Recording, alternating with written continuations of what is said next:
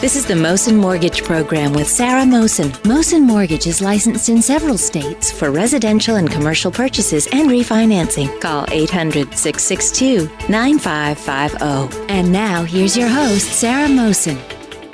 Happy Monday, folks. It's great to be back here again. And I'll tell you what, it's a terrific Monday. I have a wonderful person, the Honorable DavidKilgour, here with me today. Good morning, David. How are you? Hi, Sarah. It's good to be with you, believe me. We have a history here, and it's really something that I want folks to know. David, you were so kind to me. I know that it's been several years since I remember my first internship, my first job with you. You're the former Secretary of State for Latin America and Africa, as well as Asia Pacific. And this is what I find so fascinating about you. You've been not only helpful to so many people, you were also the longest current serving member of Parliament who was elected not only under the conservative banner, the liberal banner, but as an independent as well, right, David? Yes, I wasn't elected as an independent, as you know, but nobody in our system, virtually nobody can get elected. Right, it's true. That's correct. But what I've also wanted to share with folks is that sense of hope. We've gone through a terrible recession here in the U.S., and I remember when I graduated college and you had brought me on as an intern, I had absolutely learned life lessons that were so incredible, and I'm thankful for that. And then I spent about 6 years with you, I believe, 6 to 7 years. You must have been awfully tired of me. No, never. You have done some great work, and we were going to chat about Christianity in today's world. Sure. You had done a speech with McGill University. There was this wonderful quote from an anonymous fellow of the Chinese Academy of Social Sciences, quoted in Civilization, the West and the Rest by Niall Ferguson. Mm-hmm. In the past 20 years, we, Chinese, have realized that the heart of your culture is your religion, Christianity. That is why the West has been so powerful. The Christian moral, a moral foundation of social and cultural life, was what made possible the emergence of capitalism and then the successful transition to democratic politics. We don't have any doubt about this. So your thoughts, David? I'm just so happy to see that quote, and I'm certain it's true, and I hope your listeners are certain it's true. And it seems to me that when this fellow, and of course he can't say it on the record because he'd probably go right to jail, but if this fellow of the Chinese Academy can say this, it's a very profound insight, and we all have, I think all of us have to start paying more attention to why we're strong and why our economy has been strong and why our democracy has been strong and so on, and we should believe in it, and not enough people seem to be believing in it these days, whether in the economy or in democracy or whatever, and let's all figure out why we're strong and get back there as quickly as we can. Right, and you have some great statistics here. Christianity is growing with phenomenal speed in Africa, Asia, and Latin America. We're looking at about 10 million African Christians in the 1900s. In 2000, there were 360 million. And growing at 8.4 million a year on the continent of Africa. Mm-hmm. 23,000 a day. It's quite... Christianity is just burgeoning around the world, but and of course in Asia and Africa and Latin America and so on. Mm-hmm, mm-hmm. But it is also a feature there, which I know you're aware of, Sarah, that something like 2/3 of the people being persecuted for their faith around the world today are Christians. Right. And mm-hmm. It's really, really dismaying that people should be being killed in the 21st century for being a Christian or for being a Muslim or for being anything. I agree. I couldn't agree with you more. And then as far as, and you are constantly traveling and you have so many great causes that you are a part of. Can you chat a little bit about what's been going on in the last couple of years? Well, sure. I was actually in Budapest about a week ago, and we had a conference there of a group called First Step Forum. It's a NGO, Christian NGO, that tries to be a bridge builder mm-hmm. to situations where there are interfaith problems. And just to give you one example, and we were active in a number of places. We in Georgia, you probably, I didn't know this, but the Orthodox Church in Georgia, the Christian Church, is actually doing terrible things to Muslims in Georgia. Mm-hmm. So we're trying to intervene. We're trying to help it's a Baptist church actually leader who's trying to stop this terrible violence, and we're trying to support him, and we're trying to we're trying to get the two communities to dialogue and just to stop the violence. But I mean, people often assume it's only Christians that are being killed or persecuted. But in fact, in the case of Georgia, it's the Muslim community that's being harassed, and far worse. So we try to. If anyone wants to Google First Step Forum, they'll see that we have former Prime Minister of Norway, for example, as one of our advisors. We've got MPs from Germany, from Norway, from Finland, from Canada, and we try to we use this, if you like, I guess this influence we have to push for peace and harmony between religious communities. Sorry, that's a long explanation. No, it isn't. It's great, because I do recall this is all the years when I interned with you, and then I was with you during your period as Secretary of State for Latin America and Africa. You were very vocal on human rights and violations around the world, and you still are. And I certainly can't thank you enough for the years that I spent with you. I learned a great deal. And vice versa, I assure you.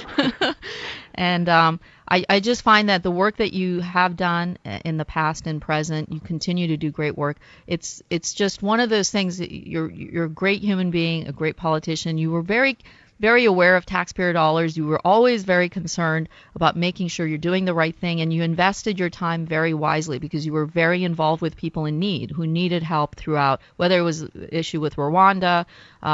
You're very also involved with the organ harvesting issue, correct?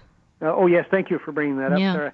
Yeah, again, I hope that your listeners are aware of it, but if they're not, in effect, since 2001 in China, across China, the party state in government, if you like, has been killing Falun Gong practitioners who are. It's an exercise community that has a spiritual component based on Buddhism. They're the most law-abiding, peaceful people you could ask for, and they have been essentially throwing them in camps, labor camps. They work about 16 hours a day making things like, can you imagine, Christmas decorations, which are then sold in the West? And they do this, no pay, and then what happens is somebody from either inside China or outside China needs a new heart or a liver, and they arrive in Shanghai and they check into the number one people's hospital in Shanghai often, and then the computer says there's a match for this or that person out in work camp number 50. And so the poor person who's the matching work camp 50 is basically dragged into an operating room, and their heart is taken out of them, and of course they're killed, and then the heart is flown to Shanghai, and the person comes home to Massachusetts or wherever it happens to be with a new heart, and a young man or woman who's been convicted of nothing except being a Falun Gong practitioner is dead. Oh my goodness. And a lot of people don't seem to know this, and David Matus and I have traveled to, I think, more than 50 countries trying to explain this and trying to get, along with many, many other people, trying to get the government of China to stop doing this to its own people. Why they picked out Falun Gong, I think a couple of reasons. One is that this Falun Gong community grew so quickly from literally nothing in 1992 to between 70 and 100 million practitioners across China by 1999, and their beliefs, by the way, are things like truth, compassion, and forbearance. And these values, of course, are completely unacceptable to the communist government in Beijing. So, anyway, the thing just came down on them, and it continues to come down on them, and it's got to stop. It's a crime against humanity. It is. It's not obviously the same as the Holocaust, but it's got a lot of similarities.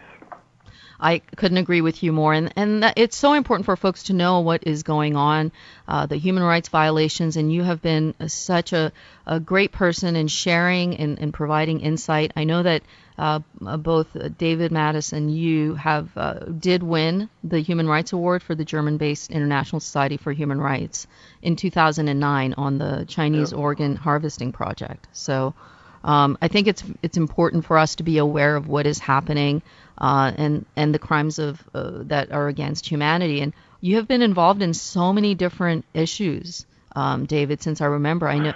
I mean, it's hard to keep up. Well, yeah, thank you. It's an honor to do this, and I wish I could do more stuff. There's so many. Everybody listening to us knows there's so many things that need to be done, and I wish. I mean, if some of the people listening today would tell a member of Congress or their, go on the Google or something. Actually, the U.S. Congress has been very helpful to us on this issue. I must say that immediately. They have been, and the State Department hasn't been so helpful, but the members of Congress have been useful, and I thank them, all of them, for it. Well, I have to say, David, nothing has changed. I remember in my early 20s, you were always very busy, but busy in a very productive way. Are you not in your 20s now? I'm only 12, David, but I'm working on it. I still remember that, as we were traveling, and we were doing like 7 countries in like 10 days. There were times we were hopping planes. I mean, here you were, the Secretary of State for Latin America and Africa, and we were really racing against time, but you covered a lot of ground. I remember the presidential inaugurations in Colombia and Ecuador. Boy, with all the snipers on the roof. I know. And we went to Colombia 3 times, I believe. For some reason, I remember that, and I was quite comfortable about it. But now I look back and think, my goodness, all of that done, so quickly. And I always remember the great causes. You've done stuff for the Sikh community, the Filipino Association. I mean, the list goes on. And I certainly want to thank you for being such a great advocate when it comes to human rights. Well, listen, I wish we could talk forever, but I know your time is very short, and I thank you so much for letting me come on. Maybe you'll let me come on again. I would love to have you on, and I want you to certainly share more about what your next steps are, whether it is with in respect to the organ harvesting issue, which is a major issue, folks. And I really want you to reach out to our listeners at 1-800-662-9550. David, is there a Facebook page or anywhere? Sure. Yeah, thank you for mentioning that, right, Sarah. Probably the easiest thing to do is just go. It's just www.David-Kilgour. It's spelled Kilgour. .com. And if people go on that, they can get our report in, I think, 18 languages, and there's a lot of stuff about this issue and many other issues on the website. And I'd be happy to hear people if they want to send me. They can actually email the website, and I'll get them. All right, perfect, David. Thank you for coming on the air with me, and you have truly inspired me. And my best to you and your wonderful wife, Laura, and your family. Thank you so much, Sarah. All right. Bye for now. All right, God bless. Bye. This has been the Mosen Mortgage Program with Sarah Mosen. Mosen Mortgage is licensed in several states for residential and commercial purchases and refinancing. Call 800-662-9550.